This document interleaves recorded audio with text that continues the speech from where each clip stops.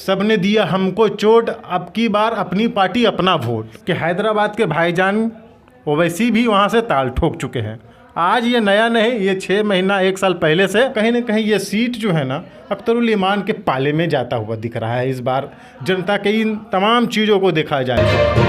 मैं हूं आफ्ताब और आप देख रहे हैं टाइप तक। इस वक्त देखिए बिहार का सबसे चर्चित सीट माना जाता है किशनगंज लोकसभा, और किशनगंज लोकसभा पर इम्तियाज ये कहा जाता है कि इस बार कांटे का मुकाबला होने जा रहा है और इस बार जदयू और राजद के बीच में टक्कर नहीं हो रहा है। किशनगंज में हम बात करेंगे तीसरी पार्टी असदुद्दीन ओवैसी की पार्टी जो है किशनगंज में इस बार पूरी मजबूती के साथ ताल ठोक रही है। आप किशनगंज में सर्वे किए हैं, किशनगंज में लगातार जनता से बात किए हैं, तो आपको क्या लगा किशनगंज का माहौल, किस पार्टी को वहां जीत मिल सकता है? देखिए, सबसे पहली बात तो है कि लोकतंत्र है देश में, तो सभी पार्टी आज़ाद है, सभी पार्टी अपना अपना सिंबल लेकर के जनता के बीच पहुंचती है और जनता जिसको जनादेश देती है वही सर्वमान्य होता है। लेकिन जैसा कि आपने जिक्र किया कि किशनगंज में आप ग्राउंड पे घूमे हैं तो जनता का रिव्यू क्या रहा, जनता का रुझान क्या रहा, तो देखिए मेरा मानना है कि जहाँ पर हमने सर्वे किया है वहाँ पे अभी कांग्रेस पार्टी के जो एमपी हैं जावेद साहब, उनके प्रति नाराज़गी निकल करके आई और ओवैसी के रूप में एक विकल्प वहाँ के लोगों को दिख रहा है। आपको बता दें कि वहाँ के सीमांचल के क्षेत्रों की जहाँ तक बात की जाए तो सीमांचल के क्षेत्र का जो है ना 5-6 विधानसभा एक ऐसा आता है जहाँ मुस्लिम बहुल इलाका का कहा जाता है, और किशनगंज लोकसभा की जहाँ तक बात की जाती है तो यहाँ का ये बिहार का ये लोकसभा ऐसा सीट है जहाँ आपने सही कहा कि बिहार के 40 लोकसभा सीटों में सबसे ज़्यादा अगर किसी की बात होती है तो किशनगंज लोकसभा की बात होती है। हाँ। और इसलिए भी बात अब होने लगी कि हैदराबाद के भाईजान ओवैसी भी वहाँ से ताल ठोक चुके हैं।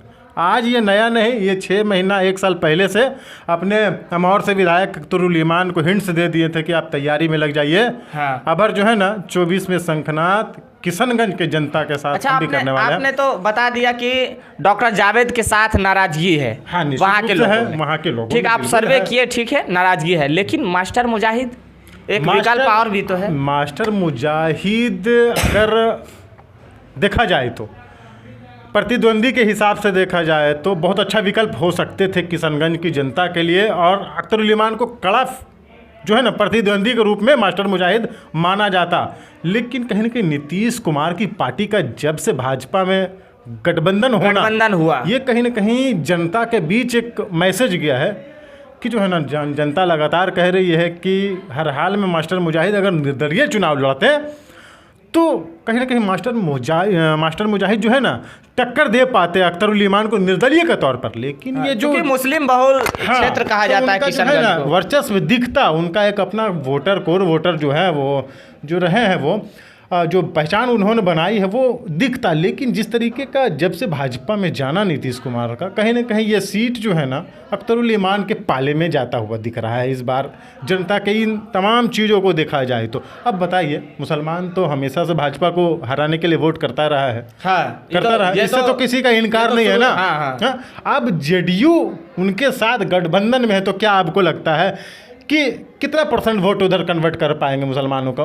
हालांकि नीतीश कुमार का दावा भी रहता है, हालांकि नीतीश कुमार के साथ मुसलमानों का अच्छा संबंध रहा है। ऐसा नहीं है कि नीतीश कुमार मुसलमानों को वोट में सुनवारी नहीं करने में सक्षम है, लेकिन जिस तरीके नैरेटिव सेट किया है, आप देखे होंगे, आपने भी देखा होगा कि चर्चाएं इस बार ये चीज़ की हो रही है, सबने दिया हमको चोट, अब की बार अपनी पार्टी अपना वोट। सबने दिया है हमको चोट, ओवैसी की पार्टी का अपनी पार्टी अपना वोट। ये ओवैसी की पार्टी MIM का इस बार जो है ना स्लोगन है, ना सिर्फ किशनगंज बिहार में बल्कि पूरे हिंदुस्तान में स्लोगन ये दे रहे हैं वो, और किशनगंज से ही इस नारा का शुरुआत शंखनाद कर रहे हैं वो, समझ रहे। तो अकॉर्डिंगली देखा जाए, सूत्रों के हवाले से जो खबरें आ रही हैं, जितना हम आप घूमे हैं, उन तमाम चीज़ों को देखते हुए अभी तक के अगर रुझानों को देखें तो आप अमंथन को देखें तो अख्तरुल ईमान कहीं ना कहीं भारी पड़ते हुए दिख रहे हैं।